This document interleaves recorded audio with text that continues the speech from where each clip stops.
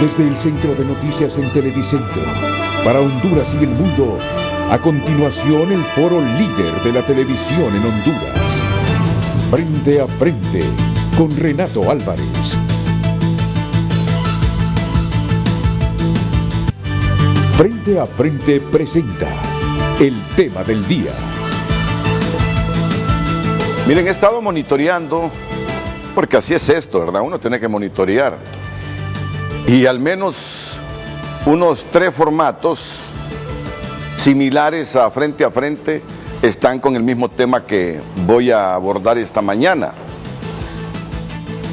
No se trata de hacer promoción a nuestros programas con los cuales competimos. No, todos tienen su nicho.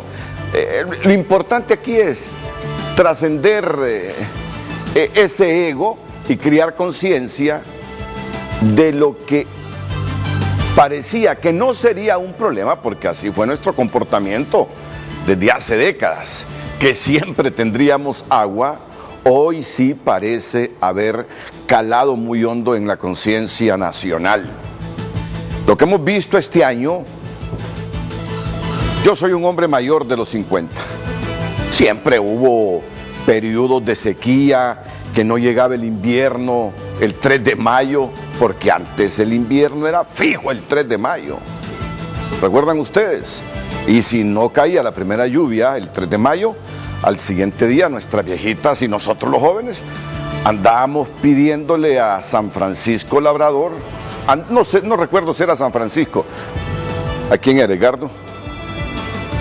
Es que San Francisco Labrador, recuerdo la frasecita: pone el agua y quita el sol. Así era la frasecita, San Francisco, sí, que lloviera. Si no llovía el 3 de mayo. San Isidro, San Francisco, digo yo, es San Isidro. San Isidro. Y entonces, mire ustedes que algunas veces coincidía, ¿verdad? Los rezos de nuestras viejitas, de nuestras abuelas, y llovía. Pero ahora, mire, ahora puede usted estar hincado, con todo el respeto, porque yo soy un hombre que tiene temor a Dios. Puede estar hincado pidiendo agua 2 meses consecutivos y no le llueve. ¿Por qué? Afeamos a nuestro planeta. Cuando digo afear, lo degradamos, lo destruimos, lo pisoteamos. Y estas son las consecuencias. Allá en el Hatío hay un montón de gente que a las 8 se reúne con el alcalde del Distrito Central para decirle: no queremos que se construya este proyecto, aunque eso implique generación de trabajo, aunque eso implique desarrollo de la ciudad y aunque no esté en la zona de amortiguamiento el proyecto, porque se han cortado árboles, aunque dicen los expertos o los desarrolladores que ahí nunca hubo árboles, que eso estaba pelado desde hace mucho tiempo. Pero bien, los habitantes creen que eso allanará el camino para que sigan construyendo cerca de la zona de amortiguamiento y que esa agua superficial acabarán con ella para suministrársela a los proyectos habitacionales. Por lo tanto, no quieren quedarse sin agua y se han plantado ante el alcalde de que no quieren que se desarrolle el proyecto, aunque ya hay remoción de tierra de manera bárbara ahí en la zona. Miren qué nivel de conciencia. Yo no creo que la gente ahí esté contra solo por estar en contra. No, es que ya les preocupa las limitaciones de agua. Aquí no hay municipalidad en el país de las 298 que no se queje de la falta de agua. Yo conozco muchos municipios aquí de Francisco Morazán que están pasando una crisis severa del agua, peor, igual o peor que la que estamos pasando aquí en Tegucigalpa. Entonces, bueno, estos son los polvos de lo que hemos hecho con el planeta, porque hemos contribuido a que el planeta se deteriore con esos gases de efecto invernadero que han recalentado el planeta y han creado condiciones que ya están siendo invivibles. Ahora, tenemos que aprender a convivir con el planeta que tenemos. Tenemos que aprender a convivir con todo esto. ¿Cómo mitigar los efectos de este calentamiento, de este cambio climático? Ese es el tema. Se nos ha dicho que el próximo año tendremos problemas más serios que los que hemos vivido en relación a lluvias, a un verano largo y limitantes de lluvias, consecuentemente pocas aguas. Yo digo, si este año hemos estado al borde, yo no me encuentro capitalino que no ponga el grito en el cielo y pregunte, Renato, ¿y cuándo va a llover? ¿Qué sé yo? Hasta los pronósticos fallan en estos tiempos. Eso es lo que tenemos ahora, ese es el tema de hoy. ¿Cómo le haremos el próximo año en esta ciudad y en el país con las carencias de lluvias, largos veranos y consecuentemente poca agua hasta para el consumo? ¿Qué estamos planificando como Estado? ¿Qué actitud vamos a asumir como ciudadanos? Por favor, no se pierda el programa, síganos durante la hora 52 minutos que resta de Frente a Frente. Frente a Frente presentó el tema del día.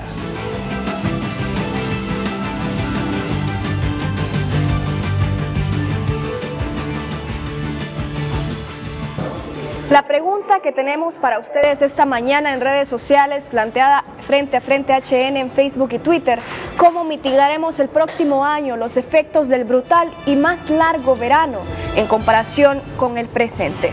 Este es el análisis que haremos esta mañana y esperamos su participación sobre la pregunta: ¿cómo mitigaremos el próximo año los efectos del brutal y más largo verano en comparación con el presente? Esperamos su participación en las redes sociales Frente a Frente HN, Facebook y Twitter. Ahora iniciamos con el programa.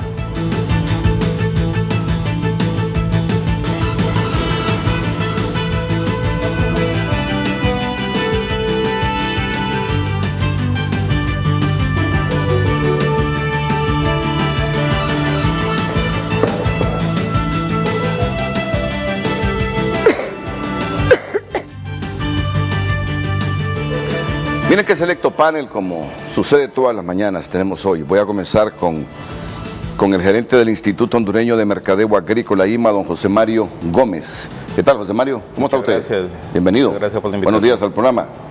El ministro director del Instituto de Conservación Forestal, don Mario Martínez Padilla. Bienvenido, don Mario. Buenos días, licenciado. Mucho gusto. Don Guillermo Cerritos es el director ejecutivo de la Dirección de Ciencia y Tecnología Agropecuaria de la Secretaría de Agricultura y Ganadería. Don Guillermo, gracias, don Renato. ¿qué tal? ¿Cómo está? Primera vez en su programa. Bueno, es un honor muchas para gracias. mí. No, para nosotros también es un honor tenerlo, don Guillermo. Edgardo Leiva, director ejecutivo de Aproleche. ¿Qué tal, Edgardo? Muy buenos días. Preocupante Renato. todo esto, ¿verdad? Sí, gracias. Preocupante todo esto. Vamos Sí. a analizarlo. Don Luis Donaire, expresidente de la Asociación Nacional de Agricultores de Honduras. ¿Qué tal, Luis? Buenos días. Ya días Gracias no nos por la miramos invitación, con Luis, ya pero días, también es un honor. Gracias a tenerlo usted aquí. por la invitación, por un tema tan importante como Gracias Luis. César Quintanilla, vamos a tener a César Quintanilla unos minutos. ¿Qué pronóstico hay para el próximo año? Ahora tenemos toda la tecnología para saltarnos unas semanas.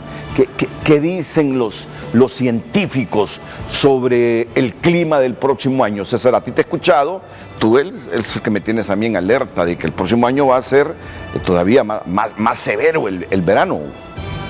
César. Sí, es que cada año, Renato, tenemos que esperar un año peor al presente. ¿Por qué?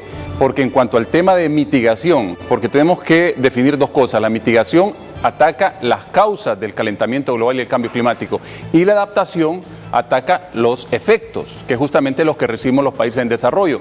Entonces, de cara al próximo año, como la pendiente sigue subiendo y mostrando que estamos en ascenso de los gases de efecto invernadero, es decir, que en lugar de descender, estamos al alza.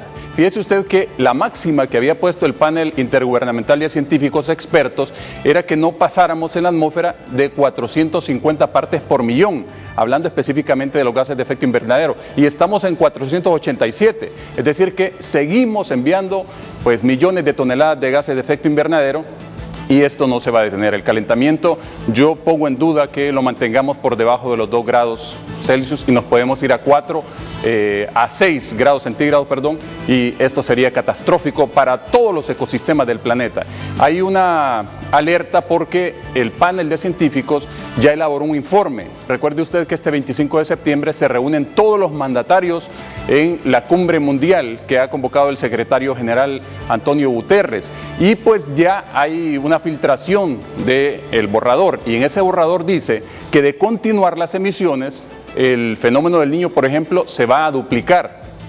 Y bueno, y como no se detienen las emisiones, entonces seguro que se va a duplicar. Habla de los océanos, que ya están menos salados, están más cálidos, y estos océanos también pues están muy ácidos. Y esto ya no está permitiendo la vida de muchas especies marinas, que hay que recordar que millones de personas justamente viven de las actividades pesqueras y todo esto. Y lo otro es el ensanchamiento de los océanos a raíz de la parte térmica que está sufriendo, más el derretimiento de los polos, que está en este momento los glaciares a 11.000 millones de toneladas diarias. Entonces, para el próximo año el panorama es bastante complicado, y ya se avisora que no precisamente el otro año, pero en los próximos años, antes de 2030, la mitad del planeta Tierra, la mitad de sus habitantes no tendrán agua para consumir. Explícame, que no te entendí eso de las 11.000 millones de toneladas, refiriéndote a los océanos. Sí, que el calentamiento es tal en este momento que por día se están derritiendo 11.000 millones de toneladas de los hielos, esas aguas permanentes, como reservas permanentes que ha tenido la Tierra en los glaciares, y se están derritiendo y van camino al mar. Entonces ya no son agua aptas para el consumo, recordando que en la Tierra solo hay un 3% de agua dulce, 2 que está justamente en la superficie y 1 que está suspendido en la atmósfera. Entonces es muy poca agua dulce y la estamos perdiendo de forma acelerada. Solo en Honduras hemos perdido casi 300 fuentes de agua. Estamos acabando con las reservas de agua dulce. Ya nos metimos con las reservas de agua dulce. Sí. Es que nos metimos con la atmósfera, Renato. Antes, claro, pues contaminábamos aquí a nivel terrestre, pero una vez nos metimos con la atmósfera, eso es lo que dicen los científicos. Tenemos que pagar caro el hecho de habernos metido con la atmósfera, porque eso nos cambia completamente los patrones de lluvia, las corrientes de viento, las corrientes atmosféricas y las corrientes oceánicas. Y eso pues es justamente lo que está en este momento poniendo en riesgo los medios de vida. Como dice el secretario general de la ONU, ya no estamos hablando de una amenaza del cambio climático, estamos hablando de una forma de defender nuestra existencia en este planeta Tierra. O sea que vamos a estar peor el próximo año. Sin duda alguna. Así de simple. Las condiciones para el país serán peores el próximo año. Por lo tanto, ¿qué? Debemos... Bueno, para nosotros urge la adaptación, porque... Adaptarnos. Sí, yo le escuchaba hablar de mitigar, pero mitigar es específicamente atacar las causas, y eso le corresponde a los países industrializados que están lanzando cualquier cantidad de dióxido de carbono, de metano, de óxidos nitrosos. Y adaptarnos es justamente lo que nos corresponde a los países en desarrollo. Adaptarnos es atacar los efectos, que es justamente lo que recibimos, por eso somos el segundo país más vulnerable del planeta. Aprender a convivir con los efectos. Bueno, aprender a convivir no, sino que hacer acciones que hagan que suframos menos, en otras palabras. Es decir, que el agricultor en el campo, por ejemplo, si siembra todos los años maíz y necesita mucha agua para ese maíz, todos los años se le va a echar a perder porque cada vez habrá menos agua. Entonces tiene que buscar cultivar justamente otro tipo de producto que se adapte a las largas sequías o a las lluvias extremas, porque eso representa el cambio climático. No es que quiero rebatirte, pero eso es aprender a convivir, pues. Adaptarnos. Sí, nada más lo claro, porque yo no osaría ponerme a debatir contigo sobre este tema, César. Pero tampoco me gusta quedarme así pequeñito, ¿verdad? No, es que lo aclaro porque alguna vez cuando le digo a las personas de adaptación me dicen, no podemos adaptar, tenemos que luchar contra este fenómeno. No, le digo, si ya es irreversible la situación. Entonces tú tienes ahí a la derecha a Jennifer, que cambie la palabra mitigar por adaptarnos. Sí, adaptación, eso es la palabra. Muchas gracias, César. Muchas gracias. César, nuestro compañero aquí en Televicentro, estudioso y un apasionado, pero no solo es un compromiso así por aparecer en la pantalla, no, es que lo vive, y además genera conciencia en colegios, se financia viajes para participar en cumbres mundiales sobre esto del medio ambiente. Yo felicito por ese compromiso. Gracias, a mi más que compañero, amigo don César Quintanilla. Gracias, César. Un compromiso de todos. Así, no, debe ser así. Debe ser así. Ya verás este panel hoy, ya verás este panel, lo concienciado que está de este problema. Vamos rápidamente con Carlos Llanes, porque ya la gente del Chimbo se está desplazando para el Atío. Carlos, ¿así es?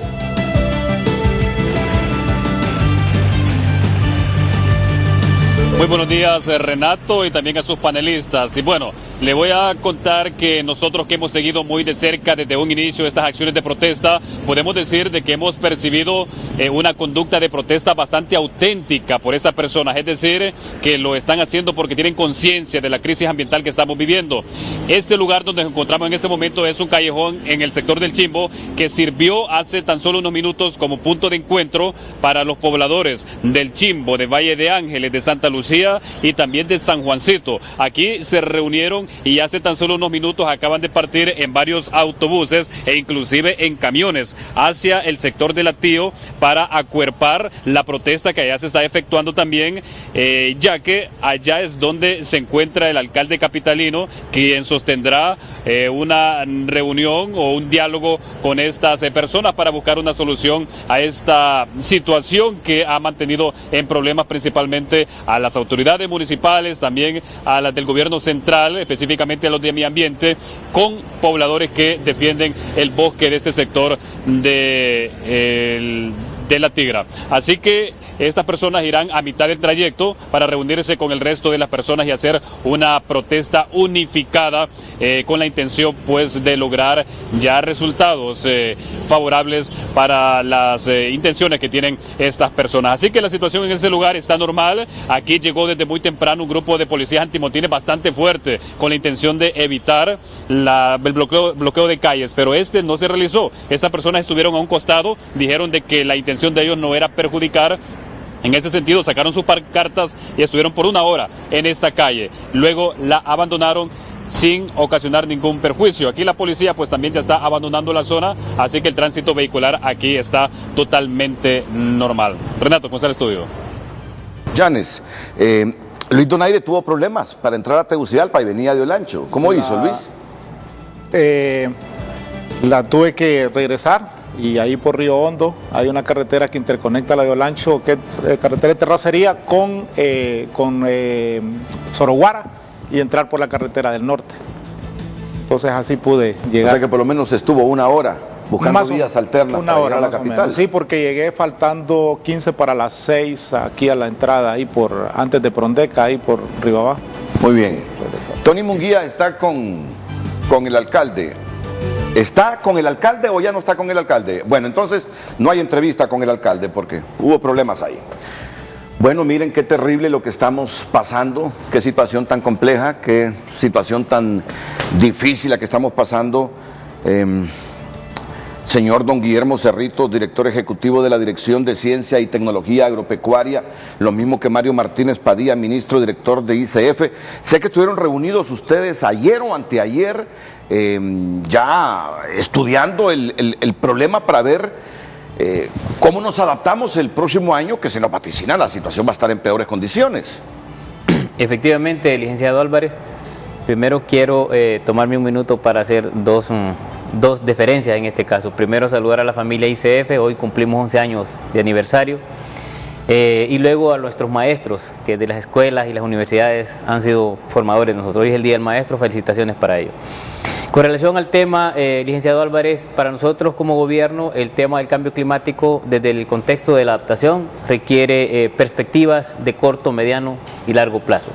Efectivamente, en corto plazo estamos preparándonos para el cierre del año desde la perspectiva de la producción agropecuaria y obviamente el suministro de alimentos para la población, pero también desde nuestra óptica con la gestión integral de cuencas, pensando en un cierre, digamos, digno con relación a la captación de recursos hídricos que se espera en las próximas 6 semanas y que deberemos captarlo para una adecuada administración para suministrar en los próximos meses.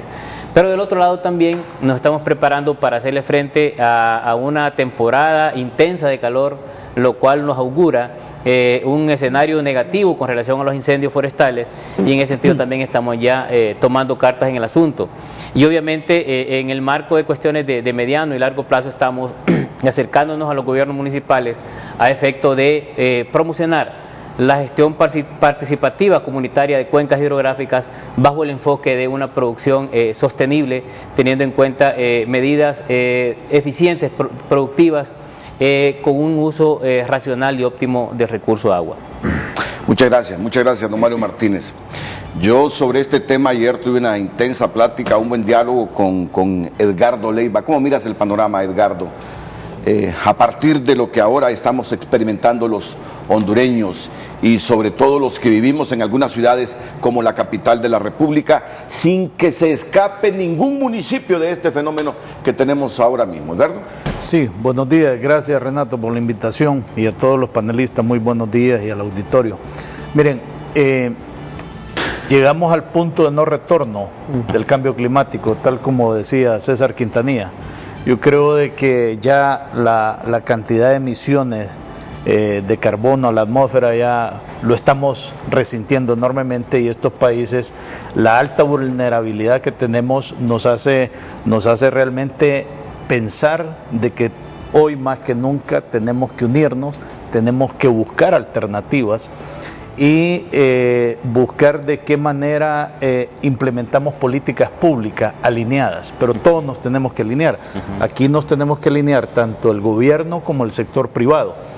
En ese sentido, uno de los mayores impactos que nos preocupa a nosotros es el tema de la alimentación. Honduras, al tener un 50% de la población rural, que es de subsistencia, gente de bajos ingresos y que subsiste de este tipo de cultivos, pues el impacto puede ser mucho mayor para nosotros como país, y eso realmente nos preocupa enormemente. En ese sentido, nosotros nos hemos venido preparando desde hace 2 años.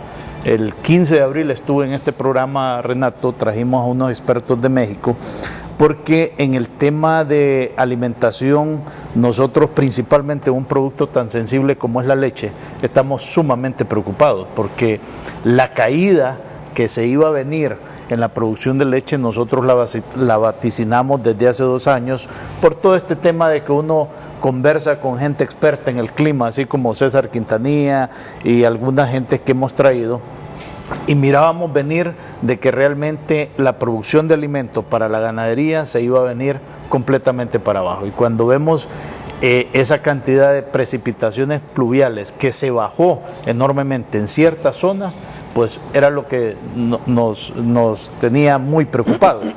Para eso, en el mes de abril empezamos un piloto de 4.400 hectáreas, preparando en el tema de siembra de maíz para ensilaje, y nos dio muy buen resultado. La caída de producción de leche fue mínima.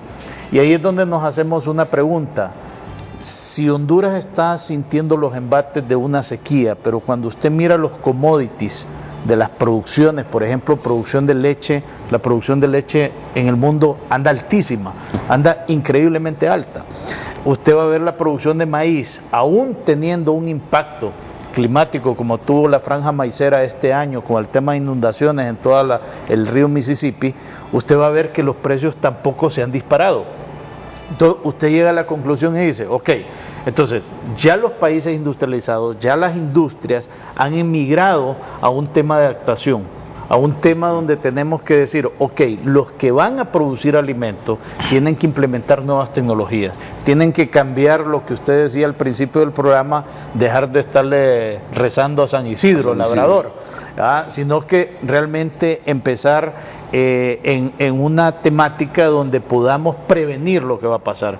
Y ayer que escuchaba al ministro de Agricultura, inclusive hablé con él y le decía que, por ejemplo, en el tema, él está recomendando no sembrar para consumo humano, atrasar un poco el tema de las postreras.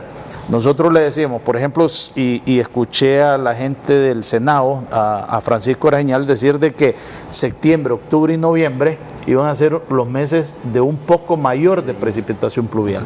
Entonces, aquí yo le quiero decir al sector ganadero que ahorita es el momento de aprovechar estos 90 días, porque para maíz de ensilaje, usted lo que necesita es entre 80 y 90 días. Y si logra sacar esa cosecha, usted va a tener un carrier de alimentación de casi un año de comida. Entonces podemos enfrentar el 2020, que es un año de no retorno en el cambio climático, prácticamente lo podemos hacer con un buen inventario en la producción de alimentos para lo que es ganadería. Y en esa manera el consumidor no se va a ver afectado en el tema del queso, porque nosotros prevenimos de que en el tema de queso, con esta sequía que hay y el precio que ya está, el precio por litro de leche en el sector artesanal va a ser bastante fuerte, ¿verdad? Porque ellos no están adquiriendo la cantidad de leche que estaban adquiriendo el año pasado. Entonces, en ese sentido yo creo que ahorita es el momento.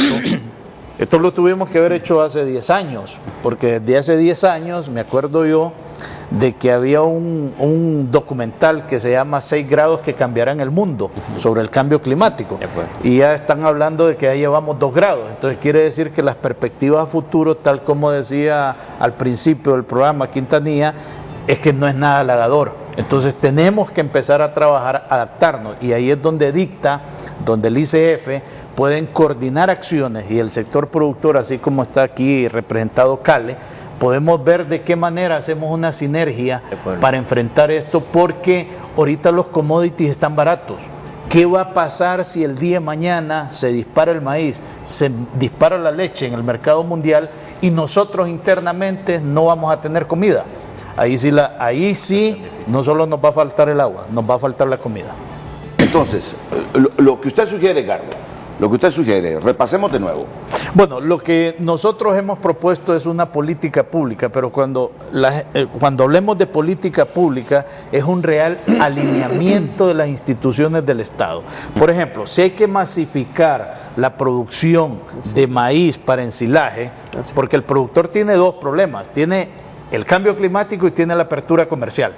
Y la apertura comercial ya vimos de que va a ser un serio problema, porque el productor de nada le va a servir instalar un sistema de riego, producir maíz, pero no lo va a poder vender al precio que le costaba. Porque el que nos viene va a ser más barato. Entonces, aquí lo que tenemos que hacer es enfocarnos y decir, dejar de producir un sector para ciertos nichos de mercado como es el consumo humano, y enfocarnos a la alimentación de la ganadería, que esa sí está pagando y es rentable. Entonces ahí es una masificación de la producción de ensilaje. Solo la industria, ahorita actualmente necesitaríamos alrededor de 250,000 hectáreas de maíz para alimentar el censo que tenemos actualmente, que son más de 220,000 vacas, y enfrentar todo el 2019 prácticamente con alimentación y que no nos haga falta la leche ni el queso. Luis Donaire, ¿qué piensa usted de todo esto? Bueno, primero, buenos días a los demás panelistas y al pueblo hondureño. Mire, yo creo que cuando usted ve la magnitud hasta ahora de lo que ha sucedido, y hemos estado haciendo un monitoreo constante y trabajando junto con el ingeniero Cerritos de Dicta, en el tema de granos básicos, vamos a enfocar primero el tema de granos básicos. Hasta ahora tenemos una pérdida de 162,000 manzanas más o menos que se han sembrado en el país para comercial entre pequeños productores que son generalmente autoconsumo, y la parte de lógica comercial. Vamos a encontrar que prácticamente 66,000 manzanas se perdieron en su totalidad. ¿Qué indica esto? Y de esas 66,000 manzanas, más o menos 32,000 manzanas son los de lógica comercial, que son los productores con alta tecnología, que están ubicados en los principales valles, en Olancho, El Paraíso y parte de Lloro, y un poco el resto del país. Y ahí es donde hubo la mayor pérdida. Prácticamente de esas 32,000 manzanas, hay 20,000 perdidas en su totalidad. A este momento nosotros evaluamos que solo en granos básicos, solo lo que es maíz, tenemos una pérdida, si usted calcula con una inversión en promedio de 10,000 empiras manzana, porque el tecnificado ya a esta altura había invertido más o menos 15,000, los demás pueden andar en 6,000, 7,000, en un promedio de 10,000 hemos perdido 600 millones de lempiras, solo los productores de maíz. Dinero que se perdió y no hay retorno. Entonces mire la magnitud, para un productor que perdió en su totalidad, ahora tiene que enfrentar cómo va a pagar. Entonces, este es un tema que hay que verlo en un contexto, con una responsabilidad muy grande, porque aquí de repente yo digo, culpables de lo que está pasando somos todos, algunos por acción y otros por omisión. Empezamos a buscar culpables, no creo, y que sea así, no, realmente tenemos que hacernos un análisis que hemos hecho nosotros. Pero cuando vemos la magnitud de lo que se ha generado, como le digo, solo en granos. No hemos visto el impacto todavía, lo que puede pasar con la postrera de frijol, que está por venir, que puede ser, dependiendo lo que suceda con las lluvias. Hay un impacto también en el cultivo de arroz, que es muy significativo, y si nos vamos a granos básicos, calculamos que granos básicos a esta altura ya puede tener 700 millones en pérdida. Ahora, decía Edgardo, sector ganadería. El impacto en sector ganadería ya lo estamos viendo fuertemente, o sea, ya hay algunas zonas en Olancho, como el Valle de San Esteban, que ustedes han estado cubriendo, donde la situación ya casi va para 10 meses sin lluvia y que se puede agudizar, con la esperanza de que esa zona tiene influencia del Atlántico con los frentes fríos y pudiese llover el mes de noviembre, diciembre y parte de enero, esa es la esperanza. Pero el resto de Olancho y parte del Paraíso, que prácticamente podemos hablar que lo que tenemos de lluvia ya solo son prácticamente 2 meses, con lo que podría llover lo que resta de septiembre, parte de octubre y noviembre. Y de repente y ahí nos enfrentamos a un verano muy, muy fuerte. Cuando usted ve las estadísticas, se va a dar cuenta que Olancho produce prácticamente el 35%, donde está el 35% del ganado que hay en Honduras, en la zona de Olancho y parte del Paraíso. Entonces póngase a pensar el impacto que puede tener la ganadería. Y ahí poco a poco, en la medida que vayamos desarrollando, vamos a ir viendo lo que está diciendo Edgardo. Creo que este es un buen momento, porque ahorita creo que es analizar el impacto que tenemos, porque también lo están teniendo, venía escuchando en la mañana en los diferentes medios, los productores de Atlántida y Colón, impactados fuertemente por la sequía. Otro impacto que usted lo va a tener en la palma africana, que todavía no lo hemos medido. El otro impacto que se va a tener también en muchas zonas cafetaleras, que no lo hemos medido, además del bajo precio, el grano no va a crecer, no está creciendo, se está quedando pequeño y hay vano. Súmele el impacto que también ya se dice en algunas zonas de la producción de camarón. La gente también con los pequeños proyectos de tilapia, las fuentes de agua se han disminuido increíblemente, la oxigenación de la fuente, o sea, prácticamente todo el sector agrícola de Honduras, en su mayoría, sector cañero, el Valle de Sula tiene problemas. Y cuando usted analiza que el sector agrícola de Honduras es el 21.8% del PIB, es el generador del 38% del empleo en Honduras y el generador más o menos de un 47% de las divisas, y lo vemos impactado. Mire la magnitud de este problema. Este no es un problema pequeño, este es un problema de enfrentarlo, como decía Edgardo, con toda la responsabilidad. Yo creo que llegó el momento de que todas las instituciones públicas y privadas del país, medios de comunicación, realmente, ¿qué vamos a hacer con el país? Este no es un problema del presidente Hernández, este es un problema de todos, y que lo tenemos que ver con esa responsabilidad, Renato. O sea, si no tomamos hoy, creo que todavía podemos tomar medidas paliativas. Edgardo mencionaba algo. A mí no me preocupa tanto lo que podemos comer todavía para el 2020, porque como decía Edgardo, los commodities, los precios de los commodities en el mundo están bajos. Lo podemos importar, pero ¿con qué va a comprar la gente si no hay circulante? ¿Cómo reactivamos la economía? Correcto. Ese es el tema que tenemos que trabajar. Y creo que aquí la gente de ICF, porque el bosque, cuando vemos Honduras, en diferentes regiones, prácticamente el bosque de pino, que muchos no lo vemos, es un generador de regulador del clima de primera. Usted está viendo, y el ingeniero puede verlo, el daño que hizo el gorgojo de esas 600,000 hectáreas en Honduras. No le dimos la importancia de vida como país. Si usted ve, el gorgojo afectó la parte más alta de las montañas, que son prácticamente la corona, porque por la forma en que él viaja, el viento es el que lo ve. Entonces usted va a ver que prácticamente todos los picos altos de las montañas de Honduras de pino están devastados por el gorgojo. Eso está generando que esas zonas, que generalmente son las zonas más frías, cuando viene la nubosidad, es donde el agua condensa, tiene que haber un cambio de temperatura para que pueda llover. Como no hay cambios de temperatura, usted ve, y decía el otro día César, en el pronóstico, decía que en tantos años que él tenía que dar el pronóstico, pasan las ondas tropicales y no llueve. Eso nos debe llamar también a una reflexión en qué vamos a hacer también con el tema bosque. Toda la teleaudiencia nacional, de Frente a Frente, me imagino que en este momento sigue adquiriendo ese nivel de conciencia, que ya está en peligro nuestra alimentación. Claro. Ya está en peligro nuestra alimentación. Mire, yo en los años 70, que predominaba la radio, me aburría todos los inviernos de que no tenemos préstamos, que no nos facilitan recursos para sembrar. los 80, el mismo lenguaje. Pero teníamos abundancia de agua. Al final, había una economía de subsistencia, siempre estaban los frijolitos, siempre estaba el maíz, algunas veces se encarecía el maíz, se importaba y se resolvían los problemas. Esta vez, como nunca, es que está en riesgo la producción de alimentos para nosotros. Y no estamos hablando de una década, estamos hablando ya para el próximo año. Cómo adaptarnos a esta situación, cómo producir en medio de la sequía, cómo tener alimentado al ganado, cómo tener asegurada la leche. Sí, las lluvias van a disminuir, las temperaturas van a ser más altas. El tema de hoy, que no le aburra, no es la simple conversación que teníamos en los 70, en los 80, inclusive en los 90. Ahora es cómo asegurarnos que tendremos comida para el próximo año. Vamos a escuchar a don Guillermo Cerritos, el director ejecutivo de la Dirección de Ciencia y Tecnología Agropecuaria, porque nos trae unos mapas para ilustrarnos sobre el problema, pero también sobre las soluciones, las políticas públicas, privadas, en función de adaptarnos a esto y asegurar como mínimo los hondureños nuestra alimentación. También tenemos aquí al señor Mario Martínez, quiero decir al señor José Mario Gómez, gerente del Instituto Hondureño de Mercadeo Agrícola.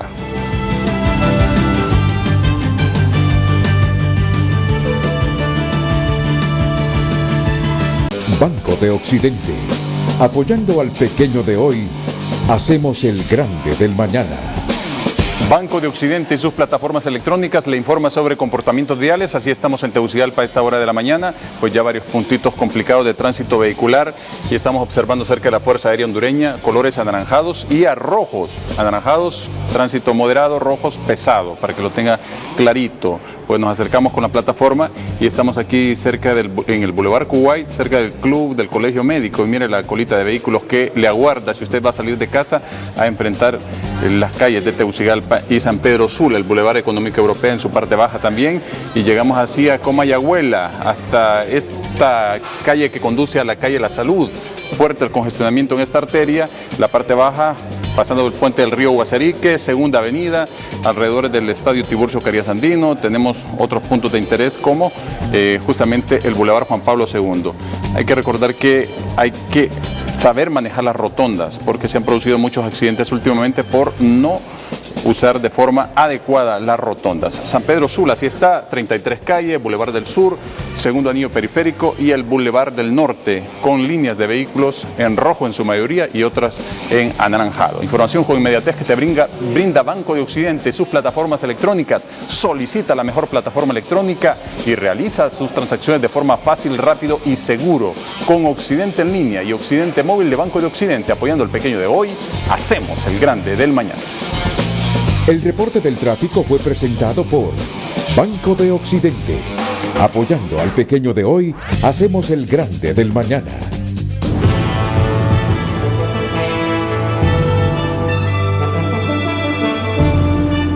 El tema, pregunta que tenemos esta mañana para ustedes es cómo adaptarnos el próximo año a los efectos del brutal y más largo verano en comparación con el presente. Tenemos respuesta de algunos usuarios que nos escriben a Twitter. Dice Reinaldo Escobar, cuando la responsabilidad es de todos, entonces no hay responsables. Debemos exigir a las autoridades un plan de protección de nuestros recursos naturales, no más autorizaciones para destruir nuestros bosques. Lelis dice 5 cosas: construir represas y mejorar las que ya existen, reforestar las zonas, hacer conciencia en el uso racional, evitar las fugas y limpiar los cauces de los ríos. Daniel dice que el cambio climático tiene sus efectos, pero no debemos responsabilizarlo sobre las malas decisiones y la consecuente destrucción de nuestros recursos naturales. Debemos equilibrar y fomentar el desarrollo sostenible. Dice Kenia que tal vez si el alcalde deja de cortar árboles y se hacen más campañas para que cuidemos el medio ambiente. Roger dice, sembremos un árbol, hagamos conciencia en lo que les gusta quemar y cortar el bosque. Ya es tiempo que imitemos a Japón. El único día feriado que tienen, dice, es para sembrar un árbol y cuidar los sembrados. Dice este otro usuario, no harán nada, no planificarán nada, no preverán nada. No soy profeta, solamente sé que las personas en el gobierno son incompetentes, dice. Vamos a la muerte del país. Entonces estamos condenados a ser miserables y a desaparecer como país. Hombre, y yo creo que nadie en el país quiere que ya el próximo año nos muramos de sed porque no tenemos fuentes de agua o simplemente para tomar un vaso con agua tengamos que comprarla. No, yo creo, respetando el criterio de la gente, ¿verdad? El escepticismo de la gente. Pero yo creo que ha llegado la hora de proponer y comprometernos todos. Jennifer, solo espérame unos segundos. ¿Qué pasa con la naranja en Colón, Edgardo? Porque se trata de ser propositivo. Miren lo que está pasando con los cultivos de naranja en el departamento de Colón, así brevemente. Bueno, mire, fue impresionante este año, aún con sistema de riego por la irradiación, la naranja no floreó. Y eso es grave, ¿verdad? O sea, la disminución en la producción de naranja va a ser un impacto bastante fuerte. Es ahí, o sea, adaptarnos no va a ser fácil. Tenemos que buscar alguna solución, pero no es con escepticismo ni cargando con negativismo el tema, porque está de por medio la sobrevivencia como país, tal como usted lo está diciendo, porque echarnos culpa, decepcionarnos o politizar el tema. Este no es un tema que debemos de politizar porque aquí nos vamos a jugar la comida, nos vamos a jugar la vida y nos vamos a jugar el agua. Entonces, no hay que politizar el tema es cómo lo vamos a enfrentar porque son cosas que escapan a la humanidad. Miren, con sistemas de riego, una zona fértil para los cultivos en Colón, pese a estar las condiciones para tener el cultivo de naranja como siempre ha ocurrido, este año no floreó. No florearon los árboles, no hubo producción de naranja. Ya nos va a explicar don Guillermo Cerrito cuál es el problema. Y con sistemas de riego, este año fue una pérdida total la producción de naranja. Y le estaba diciendo Luis Donaire aquí al señor gerente o ministro director del ICF, don Mario Martínez, ya en este momento tienen que empezar a planificar cómo reducir el número de incendios forestales el próximo año. Luis Donaire, ¿por qué? Mire, yo creo que uno de los mayores problemas que nosotros estamos teniendo en el país son los incendios. O sea, y prácticamente hacemos muy poco. Yo creo, y le decía, señor gerente del ICF, que lo primero que en este momento tenemos que hacer es involucrar todas las municipalidades de Honduras y todos los dueños privados de bosques que están bajo manejo. Y aquí es hacer una campaña que deberíamos de proponernos 0 incendios en Honduras. Esa debería ser la campaña para este próximo verano que está por venir. Es más, yo le decía a él que en este momento, para mí, porque como le decía antes, el pino es un regulador del clima, en este momento yo pararía el corte total de la madera en Honduras. Y esto no es un problema porque hay bosques que se pueden manejar, los están manejando muy bien, pero tenemos bosques con malos manejos, hay abusos en el bosque, entonces yo creo que es un buen momento para decir, vamos a parar la tala, pero y en este momento, ¿qué hacer con la gente que está trabajando en los aserraderos? Bueno, esa gente empleémosla de una u otra forma para evitar los incendios en el próximo verano, porque mire, Renato, la situación del agua es dramática en Honduras. La mayor parte de las fuentes de agua se están secando, están secas y no hemos comenzado el verano. Entonces yo creo que si nosotros nos proponemos como meta reducir los incendios lo más que se puede en Honduras, yo creo que se puede. Mire, nosotros hay unas 2 comunidades que dependen de una fuente de agua que está cerca que pasa por mi finca. Y este año ya tenemos 2 años que nos hemos unido con las 2 comunidades y los vecinos de ahí y estamos ya empleando gente para cuidar el bosque en los meses de febrero, marzo, abril y mayo para evitar que la zona de reserva de la fuente de agua, la microcuenca, se queme. Entonces, ¿por qué no lo podemos replicar esto en todo el país? Claro que podemos prevenir los incendios. Honduras es un país donde los incendios son provocados. Aquí prácticamente no es como en África, que los incendios los provoca por actividad eléctrica de las tormentas. Aquí no. Aquí los incendios son provocados. Y yo creo que si todos nos proponemos, esa debe ser la primera medida a tomar, una responsabilidad de la MON, porque las municipalidades que están en todo el país deberían de participar en su totalidad. Vamos a darle seguimiento a esta propuesta que hace Luis Donaire para que no se corte ni un tan solo árbol y la gente, los trabajadores que viven justamente de la tala, de cortar madera, que sean empleados justamente en la actividad de reducir los incendios forestales para el 2020. El próximo verano, propone Luis Donaire, deberíamos tener en cero los incendios forestales porque ya el país no soporta más incendios forestales. Esta es la situación de Honduras. Esta es la situación de Honduras. Lugares productores, por ejemplo, de un cítrico como la naranja, donde hay sistemas de riego y hoy no florearon los árboles, no hay producción de naranjas. ¿Se imagina usted? Se están secando nuestras fuentes de agua. La gente ya se está peleando por el agua. Vamos a escuchar a don Guillermo Cerritos. Sí, muchas gracias. Y las opciones que el gobierno prepara en función de adaptarnos a todo este panorama sombrío que tenemos. Señor Cerritos. Muchas gracias por la oportunidad que nos dan. Hay un concepto muy importante que viene de la psicología, que se llama resiliencia, y ese concepto está tomando mucha importancia en la situación que estamos viviendo con el cambio climático, ya que este concepto lo que define es básicamente la capacidad de adaptarnos frente a las situaciones adversas que estamos teniendo. Somos organismos vivos, las plantas, las personas, los animales, los bosques, los peces, y todos respondemos diferente a un incremento de temperatura o a una falta de agua, lo que llamamos comúnmente los técnicos como estrés hídrico.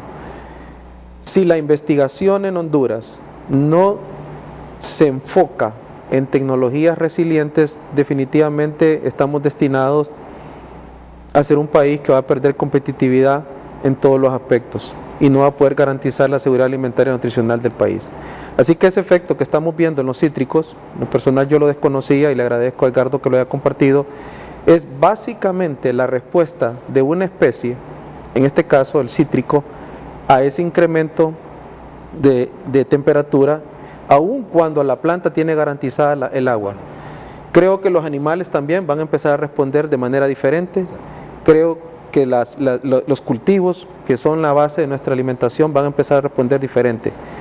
Es preocupante y creo que la academia, el gobierno, tanto la academia privada como la academia pública, debemos orientar a los estudiantes a que investiguen cómo nosotros, los hondureños, podemos adaptarnos a lo que nos viene o a lo que estamos viviendo ya.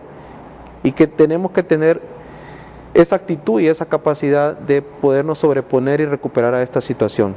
Más adelante vamos a poder ver cómo básicamente en los cultivos que sostienen la alimentación y son importantes en la canasta básica, el impacto de esta sequía ha sido sumamente severo. Ya lo tenemos, para que comencemos.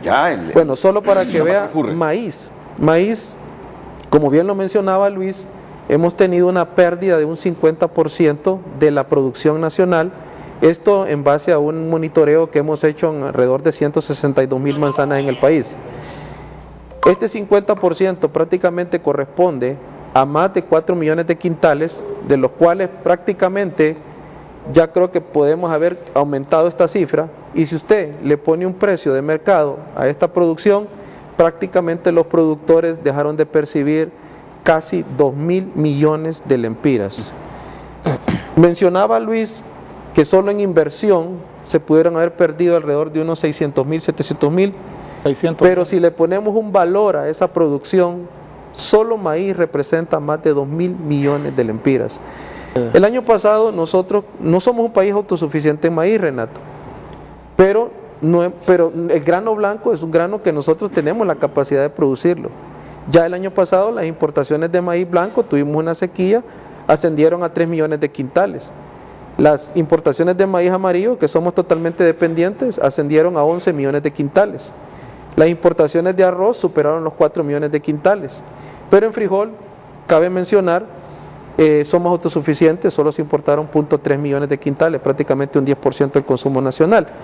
Solo en estos 4 granos básicos, ahí tenemos una oportunidad de negocio de más de 200 millones de dólares al año, si nosotros adoptáramos tecnología resiliente. ¿A qué me refiero con tecnología resiliente? Para darle un ejemplo muy reciente, entre la Secretaría de Agricultura y Ganadería y la Escuela Agrícola Panamericana, recientemente se liberaron 2 variedades de frijol que son altamente tolerantes a temperaturas altas. y a estrés hídrico. Pero ¿qué pasa si nuestro productor no implementa, no siembra, no adapta esas variedades? Definitivamente esto se queda en la academia. Lo mismo nos está pasando con el sorgo. El sorgo es un cultivo que lo hemos abandonado y sabemos que viene del África, viene de las zonas áridas del África, y es una alternativa que tenemos también para que los productores que están en las laderas, que están en las zonas donde no hay riego, puedan adaptar este tipo de cultivos que son resilientes. Tenemos el ajonjolí también, que es un cultivo altamente resiliente, etcétera. Yo sé que podemos ahondar en muchas cosas técnicas aquí, pero el mensaje que yo quiero lanzar es que necesitamos concientizarnos que si no cambiamos de actitud y no cambiamos también de tecnología, difícilmente nosotros vamos a poder garantizar la alimentación. Yo creo que el sistema de riego es parte de la solución integral que necesita el país, pero también necesitamos adoptar nuevos materiales, nuevas variedades, nuevos cultivares que nos permitan sobrevivir. Volviendo al tema de las pérdidas, definitivamente solo Olancho y Danlí representaron más de 3.3 millones de quintales perdidos. Prácticamente un 80% de la pérdida de maíz se concentró en estos departamentos. Y como lo mencionaba Luis, aquí están los productores de alta tecnología. Si usted va, muchos de estos productores utilizan semilla híbrida con biotecnología, o solo que la biotecnología todavía no ha llegado a darnos productos que se den sin agua. Básicamente son productos que son resistentes a plagas, resistentes a herbicidas, son productores incluso que han usado cantidades considerables de fertilizante por varios años, es mecanizado totalmente el cultivo y aún así el cultivo no pudo ser resiliente, ya que tuvimos en algunas zonas hasta menos 300 milímetros de lluvia, lo cual definitivamente es complicado porque un cultivo de maíz requiere más o menos entre 800 milímetros 1200 para poder tener una producción adecuada. Así que la vida se ve a través de números y desafortunadamente no nos gustan los números, pero en el país ha llovido menos de la mitad. Así que si nosotros no tenemos un cambio de actitud, cada uno de nosotros, tanto los que vivimos en la ciudad como los que estamos en el campo, definitivamente estamos condenando el futuro de nuestras próximas generaciones. Creo que el país todavía tiene oportunidad. Yo soy optimista de que el país puede levantarse, puede recuperarse, pero si todos somos parte de la solución, creo que tenemos que tener una visión despolitizada del campo. Tenemos que decir, pues el campo es de todos y todos lo tenemos que cuidar, y definitivamente esto tiene que ver con el concurso de la academia, de los investigadores en la academia, como decía muy bien Edgardo, de los que son tomadores de decisiones y son los que formulan las políticas agrícolas en el país, porque de esa manera pues vamos a poder ser un país más bien que alimente a otros, no solamente que dependamos de otros países que son grandes productores de commodities. ¿Qué piensan ustedes como productores de lo que dice? Mire ese video es de un cultivo de maíz para ensilaje. Tecnificado. Y fue sembrado en abril, mayo. O sea, miren, sacó ese productor, está ubicado en San Buenaventura, sacó 37 toneladas por manzana. Él tiene comida, él no tiene problema, y estaba en medio de sequía. Y tenemos videos de Colón, tenemos videos de varias partes del país, pero fue gente que aprovechó la lluvia que había. Entonces, ahorita lo que tenemos que hacer, que yo sé que la situación es difícil, nosotros tenemos 4.400 hectáreas así como esta, se está cosechando. Ahorita empieza la postrera en Olanchito, los productores ya se organizaron y vamos con 1.000 manzanas, ¿va? Es un proyecto bien interesante como asociación, y lo que quieren ellos es prepararse para el 2020, o sea, cómo tener la alimentación. Pero van a aprovechar estos 60, 70 días de agua, pero lo que es el cultivo de maíz para ensilaje, para alimentación del ganado, no necesita más tiempo, necesita solo entre 80 y 90 días. 70 días. 70 días, entonces, eso es lo que tenemos que hacer. Una adaptación sería aprovechar la poca lluvia y tirarnos a cultivos que realmente nos generen ingresos. O sea, ahorita en San Esteban Olancho no se estuvieran muriendo los animales si hubiéramos aprovechado la lluvia que cayó, no hoy, no estos meses, sino anteriormente. Entonces, ese es el tipo de cosas, la masificación de este tipo de proyectos tiene que darse. Por ejemplo, el tema de las hortalizas. Miren, Yendo a toda la parte sur de España, hay un lugar que se llama Mar de Plástico. Ustedes de Google lo pueden ver y es cantidades enormes de invernaderos donde se cultivan todas las hortalizas bajo sistemas controlados. Entonces, ya la agricultura cambió. O sea, si seguimos con una agricultura pensando que vamos a sembrar la tomatera y esperar que llueva, porque las plagas en sistemas no controlables están siendo más fuertes. Entonces, ahí es donde tiene que haber todo un cambio total en el país. Toda la matriz productiva tiene que cambiar y tenemos que orientarnos. En ganadería nos tenemos que tirar para este tipo de proyectos. Mira, esas imágenes son de Bonito Oriental, en medio de la sequía. Y ahí está. Tenemos que orientar nuestros esfuerzos a aquellas cosas que den valor agregado.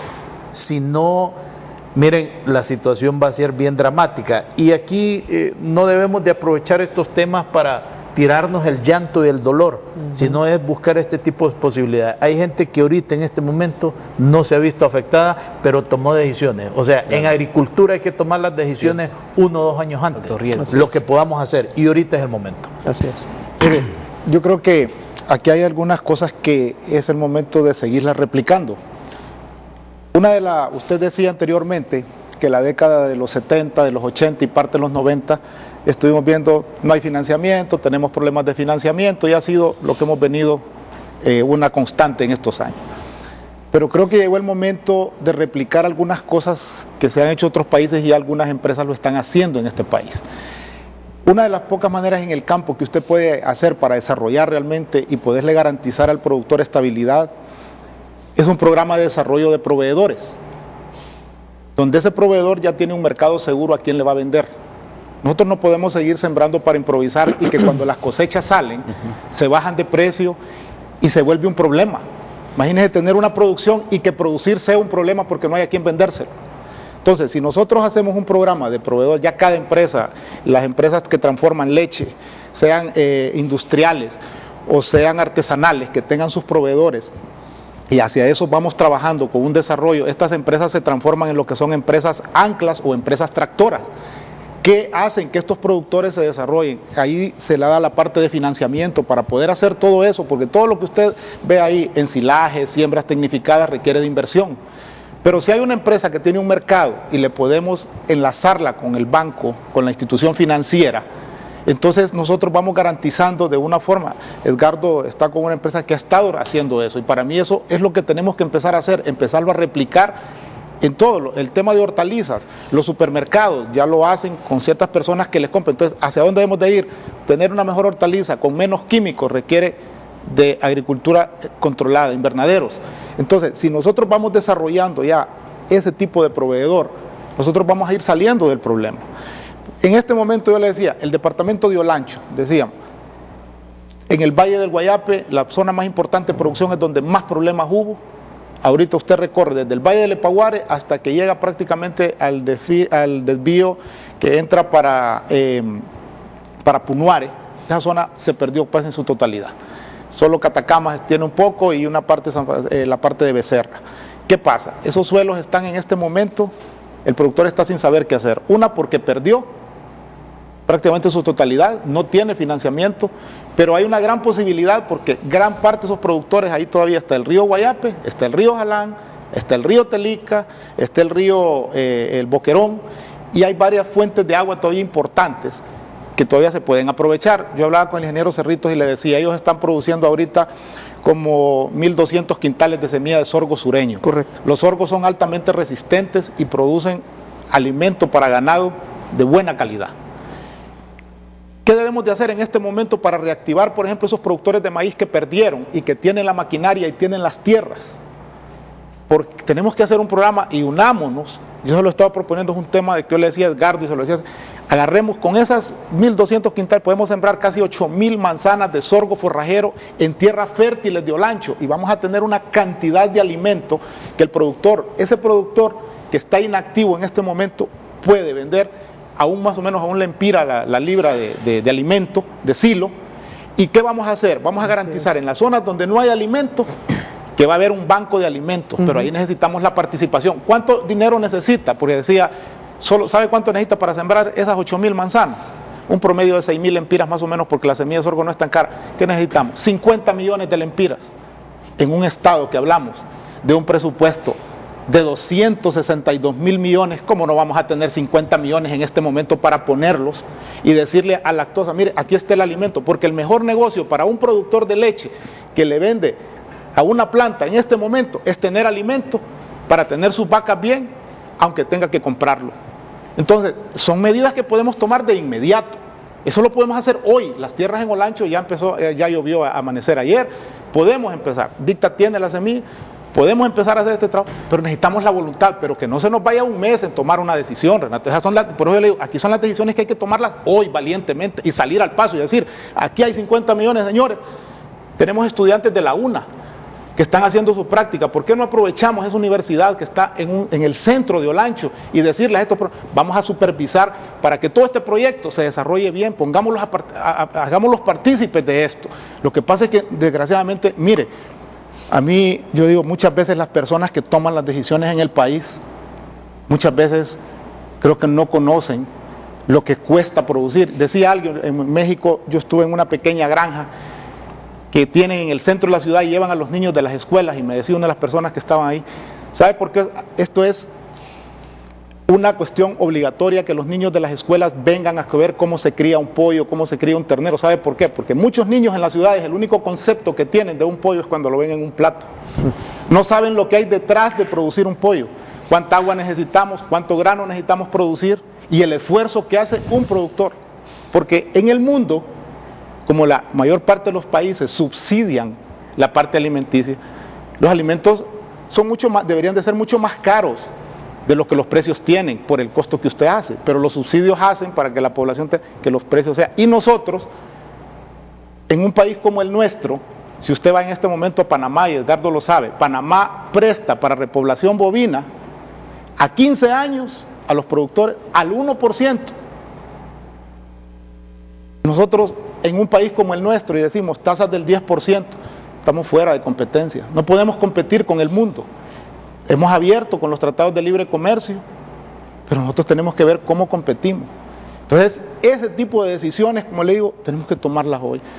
Hay la manera de hacerlo y yo creo que debería de ser, como usted decía, un reto. O sea, yo creo que si todos participamos, como le digo, podemos hacerlo. Miren, y me van a disculpar, porque uno no está exento de que le afloren sentimientos de todo tipo por lo que nos pasa a los hondureños. Pero me genera coraje, y lo digo con todo respeto, me genera coraje que ustedes vienen y plantean ideas sencillas, concretas, para adaptarnos a esta situación que nos pasa. Ya va saliendo el alcalde o va entrando el alcalde del Distrito Central. Vamos a ver. Es que, ok, solo quiero decir algo. Plantean soluciones concretas y sencillas para adaptarnos a esto, para ir resolviendo esto. ¿Qué es lo que me da coraje? Si Honduras tiene gente que produce ideas, y se lo digo con todo respeto, ingeniero Cerritos, claro, y se lo digo al conjunto del gobierno, si hay ideas como las que plantean estos hombres, y he escuchado a mujeres, ¿por qué somos incapaces de aplicarlas? Yo llamo, y esto es un desafío, al conjunto del gobierno, ya indistintamente de los problemas que hemos pasado y estamos atravesando, ya es tiempo que escuchen, ya es tiempo que absorban estas sugerencias y sean capaces de allanar el camino para que Honduras se adapte un poco a la situación de ausencia de agua que conduce a que no produzcamos los alimentos. Yo creo que vamos a demandar del gobierno resultados evidentes ya en este tema que estamos tocando, porque estamos tocando la comida de nosotros para el próximo año. Yo aquí miro ideas simples, sencillas, concretas, simplemente de tener voluntad política. Que quisiéramos ver en ese sentido y ya les voy a dar la palabra a ustedes, no para que se defiendan, sino para que aporten o me rebatan si quieren. Queremos del gobierno planteamientos y ejecutorias capaces de garantizarnos la comida ya en esta situación que estamos. No sé, Tony Munguía, si el alcalde va a entrar a la reunión o viene saliendo de la reunión ahí con la gente de La Tigra.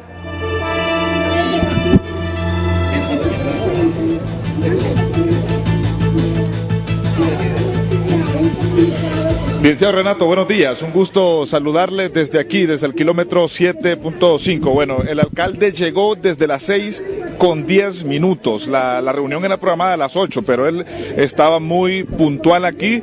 Pero aquí algo ha pasado. Ha venido bastante gente y ha querido entrar, por ende no se ha dado a cabo la reunión. Pero ¿cuáles han sido los puntos que trae la alcaldía para los pobladores de esto alrededor del Atillo? ¿Qué es lo que exigen realmente? Un gusto saludarle, alcalde, a través de Frente a Frente. Hola Renato, buen día a todos los que están en cabina y todos los que nos están escuchando y viendo en este momento. El día jueves de la semana pasada nos presentaron una solicitud que querían tener una reunión con nosotros. Se las contestamos el día sábado, personalmente se las venimos a dejar. Estábamos nosotros, ellos piden básicamente tres cosas importantes. Uno, que ellos dicen que se derogue el decreto del Instituto de Conservación Forestal, ex Codefor, que es el 013-2018, donde suspende la regularización, quiere que suspendan la regularización de las tierras nacionales aquí en el Parque La Tigra, que es allá arriba, en la parte núcleo de La Tigra. Dos, que se cancele de una sola vez el proyecto de Bosques de Santa María. Nosotros lo estamos explicando en estos dos casos, que lo del Instituto de Conservación Forestal no es un tema de alcaldía. Repartimos a todos los medios acá una hoja de la petición de ellos, la carta, y una carta de nosotros donde nosotros les estamos contestando eso. Entonces, lo del Instituto de Conservación Forestal es un tema de no es alcaldía, es tema de gobierno. Lo segundo, la cancelación del proyecto es un tema donde la Fiscalía, Renato, del Ambiente, la Fiscalía, el Ministerio Público, ya se presentó en el SANA semanas atrás a llevarse el expediente, se presentó en Mi Ambiente también a llevarse el expediente, se presentó en la alcaldía a llevarse el expediente. O sea que tenemos al Ministerio Público revisando todos los documentos. El proyecto está totalmente parado de hace más de 10, 12 días. Le pedí a los dueños, al contratista, que quitara todo el equipo, lo quitó, inclusive hasta el rótulo del proyecto, porque el rótulo tenía anunciaba la licencia del permiso, pero era una licencia simplemente inicial de lo que es el movimiento de tierra de una de las etapas. Y la otra petición de ellos, estoy diciendo las tres cosas básicas, la otra petición de ellos es que se derogue la ley del agua. O sea, ellos se refieren al tema de lo que es la municipalización del agua. Ellos vienen y lo ponen como que si fuera privatización, y no es sinónimo municipalización de privatización. La ley ordena municipalizarlo, y eso es lo que estamos haciendo, trabajando este último año y medio para buscarle fuentes a la ciudad, fuentes de agua para poder vivir. El agua no es de un grupo, no es de una sola persona, es de todos los que vivimos en una ciudad. Y por dar el ejemplo, Renato, el agua que la represa que se piensa hacer atrás de la Academia Los Pinares, es el agua que viene corriendo por todo el suelo, que viene desde allá arriba del Parque La Tigra, que ya ellos no la ocupan, no la utilizan. Entonces acá abajo la venimos a represar para bombearla, llevarla por gravedad a la planta de tratamiento del Picacho, que estamos más o menos a 2 kilómetros y medio de la planta del Picacho. La responsabilidad de darle agua a la ciudad es bien grande. Desde hace 29 años, Concepción, que fue la última represa, como todos lo sabemos, no se ha vuelto a poner en el sistema más agua. Y hoy hoy tenemos el doble, el triple de la ciudad. Estamos aquí como ellos nos pidieron, formales, venimos desde las 6 de la mañana, 6:10, para tener la responsabilidad del diálogo. Somos hondureños, todos somos hondureños, y dialogando es que podemos nosotros platicar y salir adelante. Ellos habían dicho que iban a venir 8 personas, que los que representaban una parte de los pobladores, 8, y nosotros éramos 10, 12 personas, éramos al total de 20. Ellos cambiaron el tema y ustedes podrán ver lo que ha estado sucediendo, que yo he respetado lo que hemos hablado. Vemos que no solo es la cancelación entonces del bosque de Santa María, ahora hacen otras peticiones. Claro. ¿Y esto se va a cumplir, alcalde? Bueno, pero fíjese bien, la primera no es gobierno central, no es alcaldía, es un tema de ICF, Instituto de Conservación Forestal. La segunda, tenemos que ver la fiscalía que dice, y la tercera es también un decreto, una ley de país, el decreto 118 del año 2003. Lo que pasa es que ellos ponen todo en este tema, ¿verdad? Entonces, bueno, aquí estamos como hondureños. Yo estoy aquí pendiente para dialogar con ellos, pero las cosas, yo les he pedido que sean ordenados, que hablemos ordenadamente para poder entender. Expliquémosle a la gente, a los televidentes, porque ha habido un atraso. Han venido bastantes personas, no caben en este lugar. Y vuelvo a explicarlo. Ellos habían dicho que iban a venir 8, que eran los representantes de las comunidades que ellos me citaron aquí. Entonces, y nosotros éramos 12, éramos 20 personas, nos preparamos para 20 personas como ellos informaron. El lugar, ellos lo escogieron, este lugar.